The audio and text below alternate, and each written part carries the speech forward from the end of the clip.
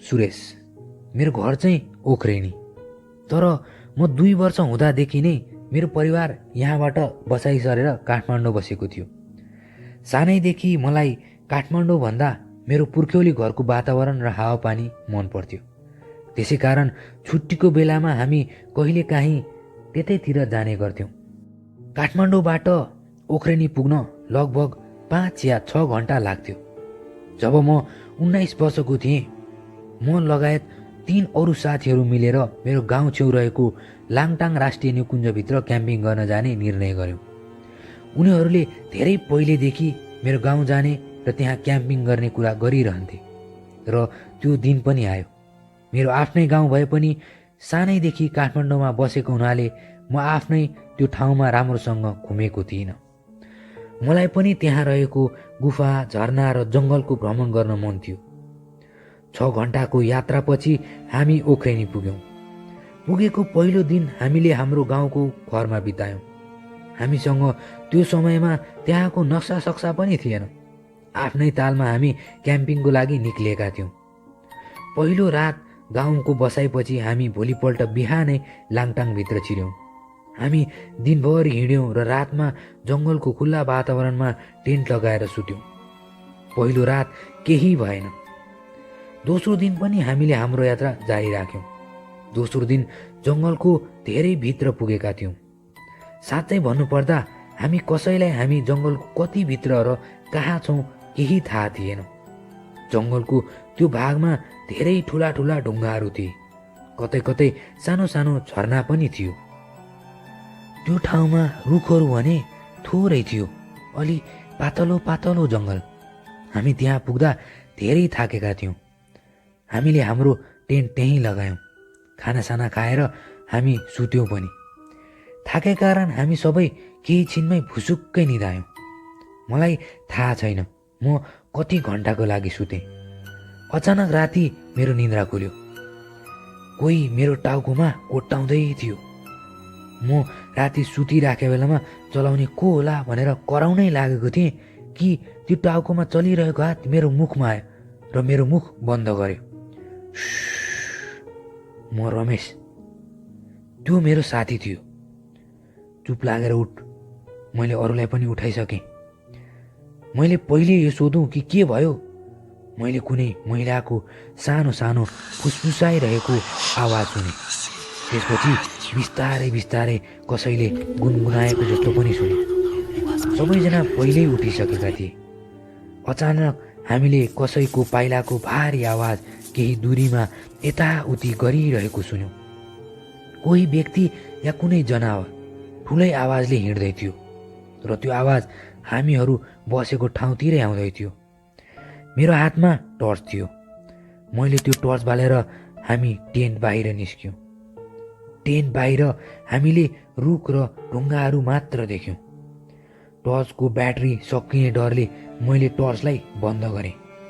हामी सबै एकअर्कासँग टाँसिएर उभिएका थियौँ। बादलको कारण जुन पनि ढाकेको थियो। सायद त्यसै कारण त्यो ठाउँ पूर्ण रूपमा अँध्यारो र शान्त थियो। अँध्यारोको कारण हामीले वरिपरि राम्रोसँग केही देख्न सकिरहेका थिएनौँ। अचानक हामीले एउटा केटी हाँसेको र कोही हिँडेको आवाज सुन्यौँ। म जवान थिएँ र रगत पनि तातो। त्यो बेलामा त मेरो धैर्यताको बाँध टुट्यो र म कराएँ, म यहाँ कुनै काटिन लागेको खसी खुकुरीसँग डराएर बसेको जसरी बस्दिनँ। खोजौँ के हो यो हामीलाई तर्साउने। सबैले हो यार यसरी डराएर हुँदैन भने र हामी वरिपरि हेर्न थाल्यौँ। त्यसपछि भने हामी बिस्तारै सानो आवाजले कुरा गर्न बन्द गरिदियौँ। मैले ठुलो स्वरले को हिम्मत छ भने हाम्रो अगाडि आऊ। मैले यति भनेको केही सेकेन्डपछि नै हामीले महसुस गऱ्यौँ कि हाम्रो टेन्टको वरिपरि एउटा महिला मात्र नभई धेरै व्यक्तिहरू थिए। मैले टर्च बालेर हेर्दा त्यहाँ 10-12वटा चिजले हामीलाई घेरिरहेको थियो। चिज यस कारण किनकि न त त्यो बाँदर थिए न त मानिस नै, तर मानिस जस्तै जस्तै 4-5 फिट जति अग्ला, अनुहार चाहिँ भालुको जस्तो, शरीर मान्छेको जस्तो, तर पुरा शरीरमा भुत्ला नै भुत्ला। मैले डरले टर्च फेरि बन्द गरेँ। हामी मध्ये एउटाले भन्यो, वरिपरिको हावामा केही गन्ध फैलिएको छ, तिमीहरूले महसुस गर्यौ? अर्काले यिनीहरू नै गनाएको होलान् भनेर भन्यो। तर होइन, यो केही अलग थियो। यो कुनै गनाइरहेको गन्ध थिएन। त्यसपछि हामीले अर्को कुरामा ध्यान दियौँ। पुरा जङ्गल शान्त थियो। रातमा जङ्गलमा हुने किरा फट्याङ्ग्राको आवाज केही थिएन। उल्लुको या अरू जनावरको आवाज पनि थिएन। यस्तो लागिरहेको थियो हावा पनि सुसाउन बन्द भएको थियो। असाधारण रूपले शान्त। मैले फेरि टर्च बालेँ र त्यो समय हाम्रो वरिपरि कोही थिएन। त्यो चिज हाम्रो वरिपरि नदेखेपछि हामी अचम्ममा थियौँ। तिनीहरू हाम्रा वरिपरि नभए पनि हामी यो महसुस गर्न सक्थ्यौँ कि उनीहरू हामीमाथि आँखा लगाइरहेका छन्। एउटा साथीले टर्च मेरो हातबाट लियो र वरिपरि घुमायो। एउटा ठुलो ढुङ्गा लगभग 20 फिटको हामीभन्दा केही अगाडि थियो। सायद त्यो ढुङ्गाको माथि एउटा अजङ्गको चिज बसिरहेको थियो र हामीलाई नै हेरिरहेको थियो। त्यसको रातो आँखा र भुत्लै भुत्ला भएको जिउ हामी राम्रोसँग देख्न सक्थ्यौँ।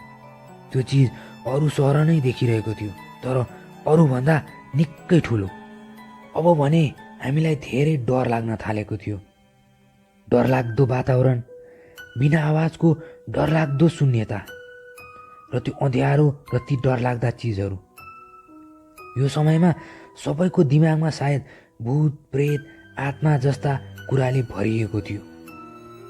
एउटा साथीले, केटा हो, भाग्न चाहिँ नभाग है, यदि हामी भाग्यौँ भने तिनीहरूले सायद केही हानि गर्लान् भनेर भन्यो।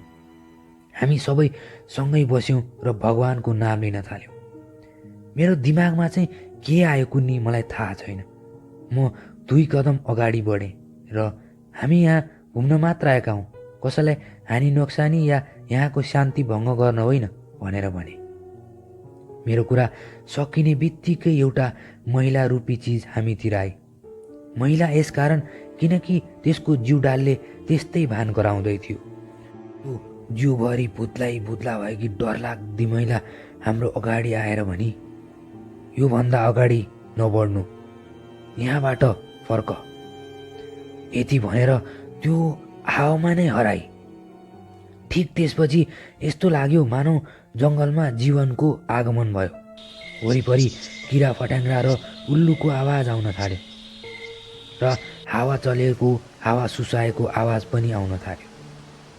वातावरण साधारण भइसकेको थियो। हामी सबै बिहान नहुन्जेल त्यहीँ बस्यौँ र बिहान भएपछि त्यहाँबाट फर्क्यौँ। गाउँमा आएर बुझ्दा कोही भन्थे कि त्यो ठाउँतिर बनझाँक्रीको बास छ, कोही भन्थे त्यहाँ भूत प्रेतको बाधा छ। हामीलाई थाहा छैन कि त्यो भूत थियो या बनझाँक्री, तर त्यो चिजले हाम्रो त्यो रात जिन्दगीभरको एउटा यादगार रात बनाइदियो, जसलाई हामी कहिल्यै भुल्न सक्दैनौँ।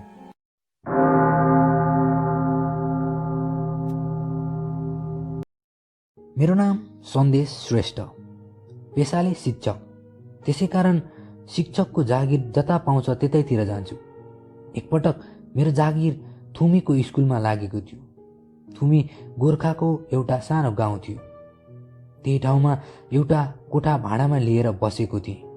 मेरो घरका साहुको परिवार काठमाडौँतिर बस्थे, त्यसै कारण पुरा घरमा म एक्लै थिएँ र घरहरू पनि अलि दूरीमा थियो। सानो गाउँ भएकोले होला। एक रात खाना खाइसकेपछि म घरको बार्दलीमा उभिएको थिएँ कि अचानक गाडाङगुडुङ गरेर बादल गर्जिन थाल्यो। मलाई लाग्यो कि अब गर्जेको यो बादल छिट्टै बर्सिने पनि छ। म बार्दलीबाट आफ्नो कोठामा गएँ। तब बाहिर जोडले पानी पर्न थाल्यो। मैले घडी हेरेँ, रातको 11:30 बजिसकेको थियो। म खाटमा पल्टेँ। थाहा छैन किन मलाई निन्द्रा लागिरहेको थिएन, मात्र आँखा चिम्लेर खाटमा पल्टिएको थिएँ। अचानक एउटा आवाज आयो। मैले हत्तनपत्त बत्ती बालेँ। मैले देखेँ कि झ्याल खुल्लै थियो। म बिस्तारै उठेर झ्यालतिर लागेँ। झ्याल बाहिर एउटा बिरालो हिँड्दै थियो। 2 सेकेन्डको लागि त मेरो सास नै रोकियो। मैले अलिकति पानी पिएँ र फेरि खाटमा बसेँ। घडीतर्फ हेरेँ 12:20 भइसकेको थियो। मलाई निन्द्रा त लागिरहेको थिएन। त्यसै कारण सोचेँ कि थोरै बर्सातको आनन्द लिउँ। म फेरि बार्दलीमा आएँ।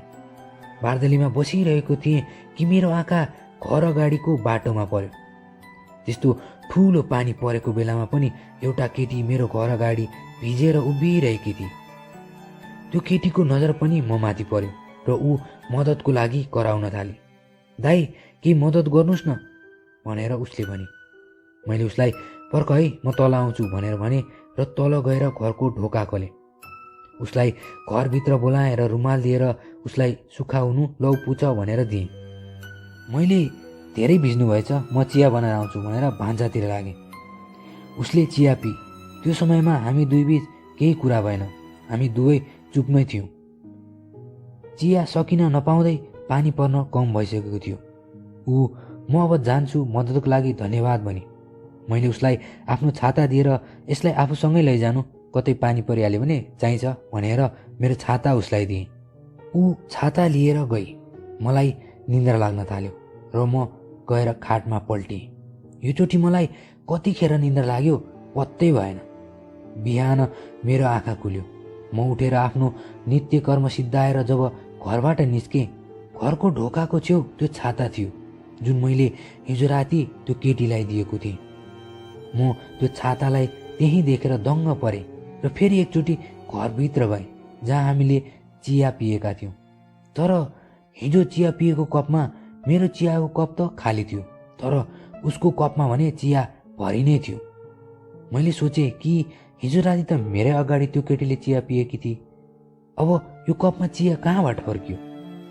म यही सोचमा घर बाहिर निस्केँ। घर बाहिर केही पर एउटा बाजे घाम तापिरहेका थिए। बाजेसँग एकछिन गफ गर्ने विचारले उहाँको छेउ बसेँ र गफ गर्न थालेँ। मौका हेरेर हिजो रातिको घटना उहाँलाई सुनाएँ।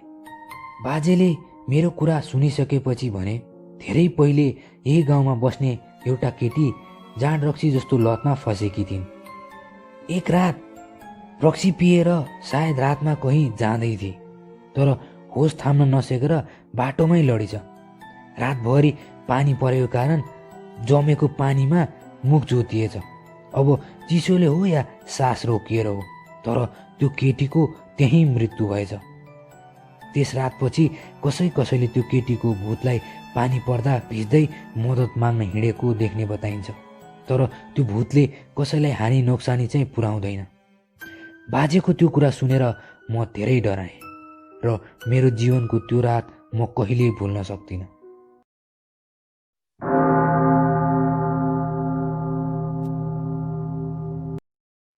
मेरो नाम विपिन, घर हेटौँडा।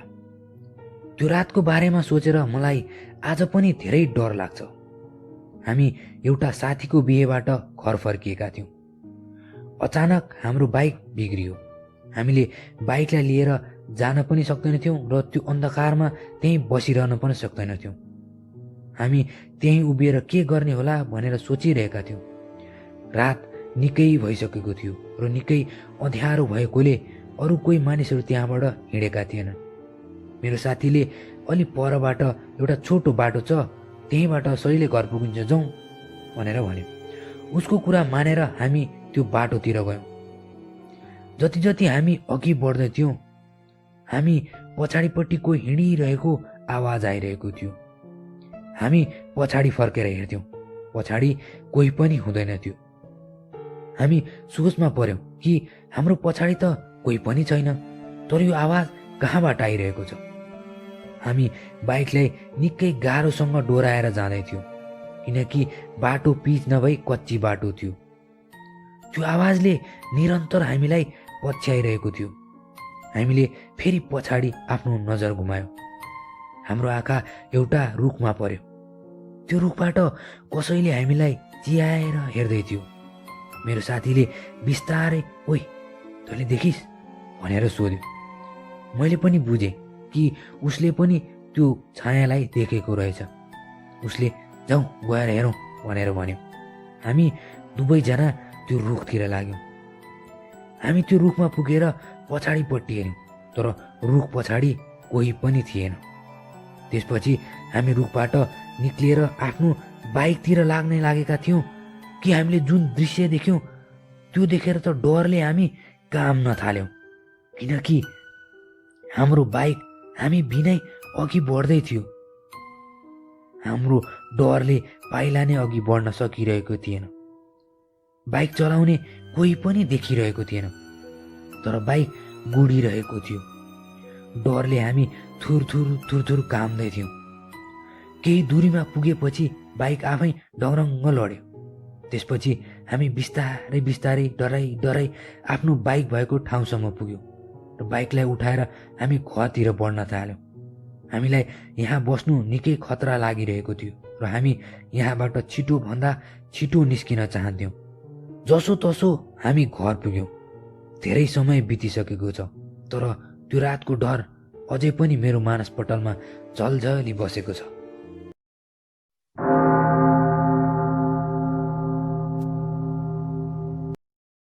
मेरो नाम दिनेश जोशी र मेरो घर बझाङ। यो घटना तबको हो जब म 9 वर्षको थिएँ। त्यो रात लगभग 9-10 बजेतिर मलाई पिसाब लागेर मेरो निन्द्रा खुल्यो। हाम्रो घरको एउटै टोयलेट, त्यो पनि घरको बाहिर बनेको थियो। त्यसै कारण मलाई बाहिर जानु थियो। मेरो कोठा माथिल्लो तल्लामा र मेरो बुबाआमाको कोठा तल्लो छिडीमा थियो। मलाई टोयलेट जानलाई बुबाआमाको कोठा अगाडिबाट जानु पर्दथ्यो। धेरै रात नभए पनि मेरो आमा बुबा सुतिसक्नु भएको थियो। आफ्नो ढोका खोलेर म तल जान भर्याङ ओर्लदै थिएँ कि मैले एउटा बच्चा लगभग मेरै उमेरको मेरो बुबाआमाको कोठातर्फ गइरहेको देखेँ।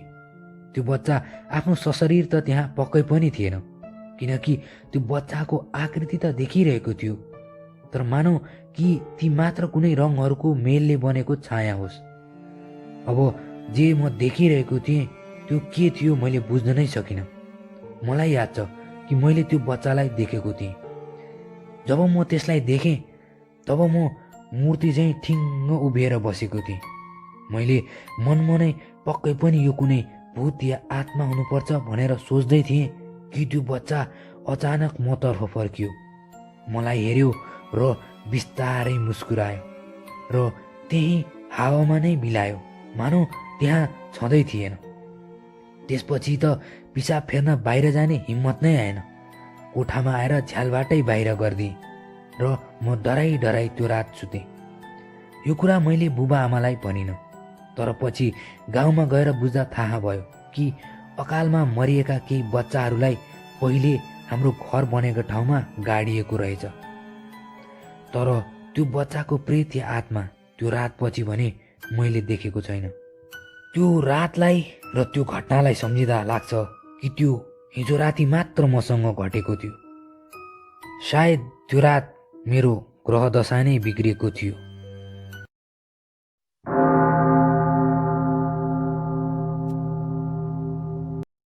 मेरो नाम राजन, घर पोखरा। यो घटना जब मसँग घटेको थियो त्यो समयमा म 7-8 वर्षको थिएँ। यो घटना मेरो आमाले मलाई सुनाउनु भएको थियो। यो घटना म र मेरो बिरालो ज्याकीको हो। त्यो ताका रातमा म सुतिरहेको बेला ज्याकी मेरो खाटमा चढ्थ्यो र मलाई चलाएर डराइदिन्थ्यो र डरको कारण म उठ्थेँ। म मेरो आमालाई बोलाउँथेँ। मेरो आमा आउनुहुन्थ्यो र ज्याकीलाई लिएर उसको लागि बनाइएको खोरमा लगेर हालिदिनुहुन्थ्यो। कहिलेकाहीँ त म लात्तीले नै हानेर झारिदिन्थेँ ताकि त्यो मेरो कोठाबाट झरेर अरू कसैको कोठामा जाओस्। तर कहिलेकाहीँ त्यो बिरालो कति जिद्दी हुन्थ्यो कि झर्दैन थियो। जति लात्तीले हाने पनि जाँदैन थियो र अन्तमा हार मानेर मम्मीलाई नै बोलाउनु पर्थ्यो। ज्याकीले मेरो खाटमा ठाउँ ओगट्थ्यो, त्यो मलाई मन पर्दैन थियो र सुत्ने बेलामा तर्साउनेले गर्दा पनि मलाई ज्याकी मन पर्दैन थियो। यो घटनाको लगभग 6-7 वर्षपछि हामी परिवारमा सबै सदस्य भेला भएका थियौँ। तब हामी हाम्रो मरेको बिरालो ज्याकीको कुरा गर्दै थियौँ। हामी त्यो बिरालोसँग बितेका रमाइलो पल र नरमाइलो पल सबै याद गर्दैथ्यौँ। त्यो कुराले मलाई ज्याकीले राति राति आएर मलाई उठाउने कुराको पनि याद आयो। मलाई पनि सानोमा त धेरै दुःख दियो हो। राति राति सुत्नै दिँदैन थियो, जहिले राति आएर मेरो निद्रा बिगारिदिन्थ्यो भनेर भने। जब म यो भनिरहेको थिएँ, मेरो आमाको अनुहार यस्तो थियो कि मानौ रगतै नभएको होस्, पुरै सेतो, मानौ कुनै मुर्दाको शरीर होस्, र आँखामा एउटा अनौठो भाव। मेरो आमाको मुखबाट जुन शब्द त्यसपछि निस्कियो, त्यसले मेरो मनमा डरको एउटा चिसो लहर नै उठ्यो। उहाँले भन्नुभयो कि तिमी अब ठुलो भइसक्यौ र सायद म तिमीलाई यो सत्यता भन्न सक्छु। कुरा यो हो बाबु कि ज्याकी तिम्रो खाटमा कहिले हुँदैन थियो, न त तिम्रो कोठामा नै। म तिमीलाई डराउन चाहन्नथेँ, त्यसै कारण बिरालो उठाए जस्तो नाटक गरेर त्यहाँबाट जान्थेँ। ज्याकीलाई त तिम्रो कोठामा जानै दिँदैन थियो। राति भइसकेपछि त उसलाई उसकै घरमै बन्द गरिन्थ्यो। आमाको कुरा सुनेर म त एकछिन अक्क न बक्क परेँ। मलाई थाहा छ कि मैले के महसुस गरेको थिएँ। त्यो समयमा केही त अवश्य थियो जो मेरो खाटमा उफ्रेर आउँथ्यो र मैले लात्ताले हान्दा मेरो खुट्टाले केही त अवश्य छुन्थ्यो। कहिलेकाहीँ त जान्थ्यो, तर कहिलेकाहीँ जति लात्तीले हाने पनि जाँदै जाँदैन थियो। तब त म आमालाई बोलाउँथेँ, तर आमाले त्यो सब भनेपछि म आज पनि सोच्छु कि त्यो के थियो जो रातमा मेरो खाटमा आउने गर्थ्यो।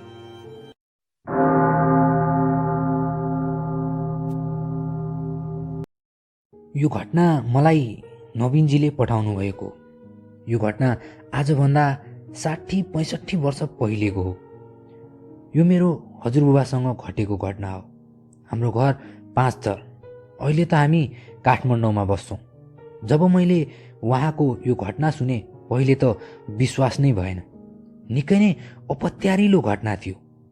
जब मैले यो च्यानलमा त्यस्तै अविश्वसनीय र अपत्यारिलो घटनाहरू सुने, तब सोचेँ यो घटनालाई पनि सबै सामु राखौँ। अब पुरा घटनालाई म हजुरबुबाले जसरी सुनाउनु भएको थियो त्यसरी नै लेख्नेछु।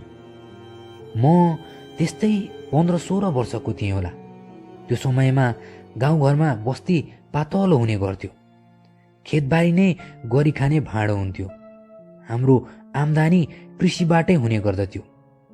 त्यतिखेरको समयमा त भूत प्रेत किचकर्ने देखिनु त सामान्य नै थियो। सबै त्यस कुरामा विश्वास पनि गर्थे। एक रात मसँग यस्तै घटना भयो।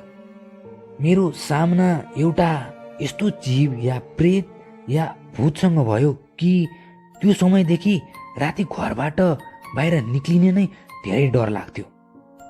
दसैँको ताका थियो, परिवारको जमघट हुने गर्थ्यो। आजको रात काकाको घरमा भोज थियो। दिनभरि साथीभाइसँग हल्लियो र रात परेपछि म घर फर्किएँ। घर पुग्दा त घरमा तालचा लागिसकेको रहेछ।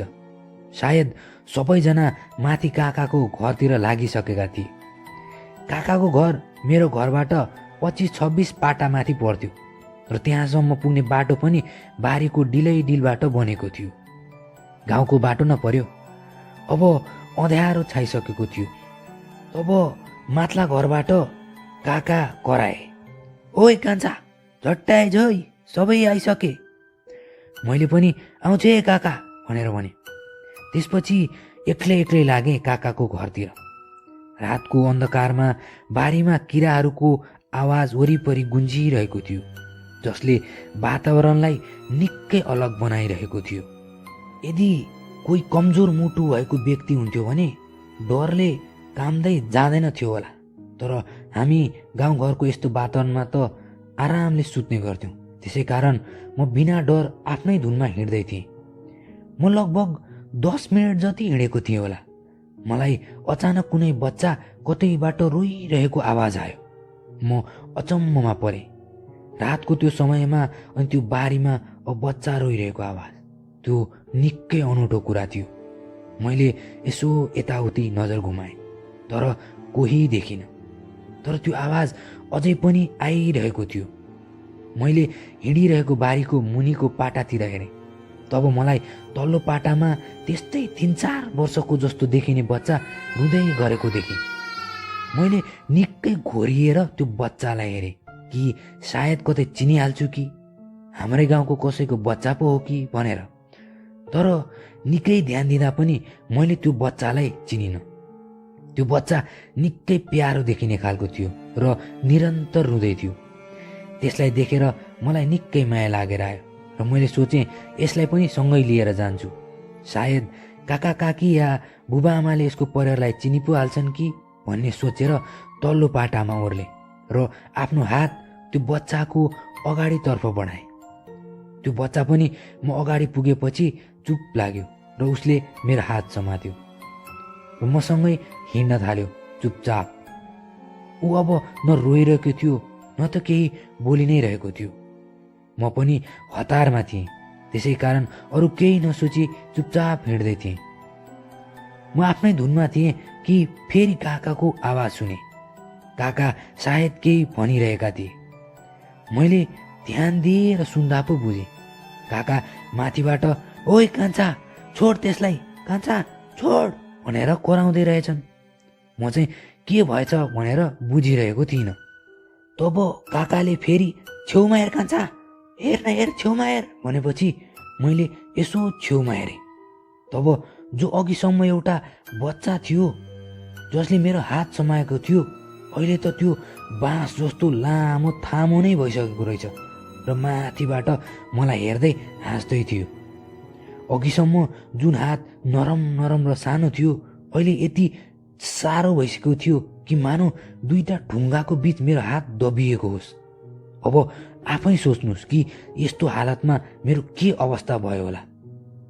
त्योसँग मासतिर चाहिँ होइन, अब मलाई चाहिँ घिसारेर तलतिर लान थाल्यो। म त डर र त्यो घिसार्दाको पीडाले केही बोल्नै सकिरहेको थिइनँ। सोच्ने मेसो नै कसरी पाउनु। अब त्यत्रो बढेमानको आकृतिले आफूलाई घिसारिरहेको बेलामा आफूलाई कसरी ज्यान जोगाउनु भइरहेको थियो कि अचानक त्यो आकृति मलाई घिसार्दा घिसार्दै मेरो हात छोडेर कतै हरायो। म अर्धबेहोसीको हालतमा थिएँ। मेरो आँखाले धमिलो धमिलो त देखिरहेको थियो तर ज्यानमा चोट लागेको कारण चल्न सकिरहेको थिइनँ। मैले देखेँ कि मेरो काकासँग मेरो बाबा र अरू 2-4 जना राको बालेर मतर्फ आउँदै थिए। सायद त्यसै कारण त्यो अमानवीय शक्ति मलाई छोडेर हराएको थियो। सबैले आएर मलाई उठाए र काकाको घरसम्म लगे। घरमा लगेर पानी पिउन दिए र मेरो टाउकोमा पनि पानी छर्किदिए। मेरो अलिअलि होस आयो। त्यसपछि मसँग के भएको थियो, मैले के देखेँ सबै भने।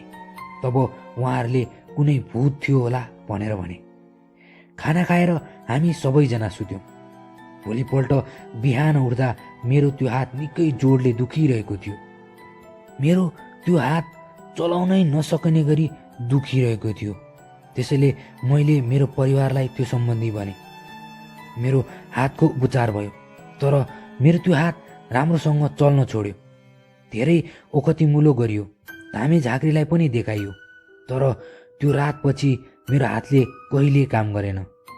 न त कुनै डाक्टरले कुनै रोग भन्न सक्यो न त धामी झाँक्रीले कुनै समाधान। त्यसपछि मेरो त्यो हातले काम गरेन जुन हात मैले त्यो भूतको अगाडि दिएको थिएँ। अहिले आएर सोच्छु कि कसो बुबा र काका आइपुगे र ज्यान जोगियो, होइन भने थाहा थिएन त्यो रात मसँग के हुन सक्थ्यो। तर त्यो घटनापछि भने मैले त्यसलाई देखेको छैन र देख्न पनि चाहन्न।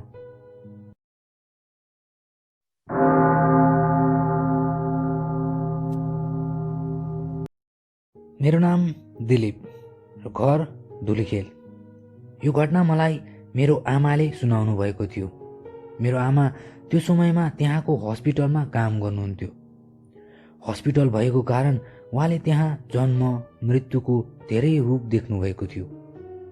धार्मिक स्वभावको हुनुभएको कारण र काम गर्ने ठाउँ पनि त्यस्तै प्रकारको भएको कारणले त्यस्ता अपत्यारिलो र अविश्वासिलो घटना कहिलेकाहीँ आफूले काम गर्ने ठाउँमा देखेको भन्ने गर्नुहुन्छ।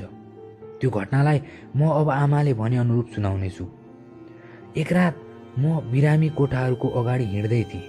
तब झल्यास्स मेरो आँखा एउटा बिरामीको खाटतर्फ पर्यो, जसको खाट छेउ एउटी बुढी आइमाई उभिरहेकी थिए र ऊ आफ्नो हात अघि बढाएर त्यो बिरामीलाई सायद छुन लागेकी थिए। मैले त्यति ध्यान दिएन। सायद कुनै बिरामी कुर्न बसेकी आमै होलिन् भन्ने सोचेर म अघि बढ्न थालेँ। म केही कदम मात्र अघि बढेको थिएँ कि मलाई याद भयो कि समय 1:30 भइसकेको थियो र यो समयमा कुनै कुरुवा या पाहुनालाई वार्डमा जान दिइँदैन थियो। यो सोच आउने बित्तिकै म पछि फर्केँ। त्यो बिरामी रहेको ठाउँमा जसको छेउमा मैले त्यो बुढी आइमाईलाई देखेको थिएँ। तर त्यो बिरामी राखेको ठाउँमा पुग्दा त्यो बिरामी मात्र थियो, वरिपरि कोही थिएन। मलाई निकै अचम्म लाग्यो। म हाम्रो स्टाफ रुमतिर लागेँ, जहाँ मेरो एउटा साथी थिए। त्यो साथी भूत प्रेत आत्मा जस्ता अलौकिक शक्तिहरूमा निकै विश्वास गर्थे। जब म होस हवास उडेर फुङ्ग परेको अनुहार लिएर उसको अगाडि पुगेँ, उसले के भयो, किन होस उडेको तेरो भनेर मलाई सोधी। मैले त्यो बिरामीको कोठामा एउटी बुढी आइमाईलाई देखेको बताएँ। मैले भने सायद मलाई भ्रम भएको थियो होला।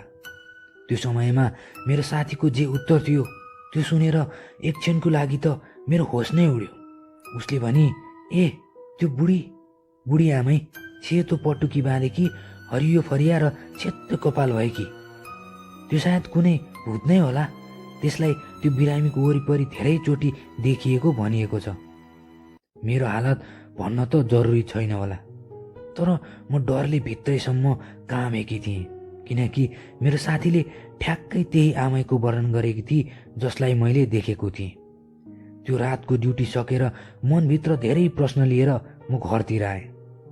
म कोठामा सुत्न जानुभन्दा अगाडि नुहाउन बाथरुमतिर लागेँ। बाथरुम जाने बाटो हाम्रो सुत्ने कोठाबाट प्रष्टै देख्न सकिन्थ्यो। तिम्रो बुबा त्यो समयमा सायद खाटमै पल्टिरहनु भएको थियो र उहाँ मलाई आएर सिधै बाथरुमतिर गएको देखिरहनु भएको रहेछ। जब म नुहाई धुवाई गरेर कोठामा आएँ, तिम्रो बाबा त कामिरहनु भएको थियो। मैले के भयो, किन भूत देखा जसै डराउनु भा, कामिरहनु भएको छ त भनेर भने। जुन उत्तर तिम्रो बाबाले दिनुभयो, त्यसपछि जुन डरको अनुभव मैले त्यो रात गरेको थिएँ, त्यसलाई सम्झेर मेरो आङ अझै पनि सिरिङ्ग सिरिङ्ग गर्छ। उहाँले भन्नुभयो, जब तिमी बाथरुम गइरहेको थियौ त्यो समयमा एउटा बुढी आइमाई, सेतो पटुकी, हरियो फरिया र पुरै सेतो कपाल, त्यो तिम्रो पछि पछि थिए। तिमी बाथरुम छिर्ने बित्तिकै त्यो हावामै हराए। मलाई थाहा छैन त्यो बुढी आमै को थिए, मेरो पछि मेरो घरसम्म किन आई, तर त्यो रातको डरको अनुभव सायद म कहिले भुल्न सक्दिनँ। त्यो रातपछि मैले त्यो बुढी आइमाईलाई फेरि कहिले देखिनँ, तर त्यो रातलाई मैले कहिले भुल्न पनि सकिनँ।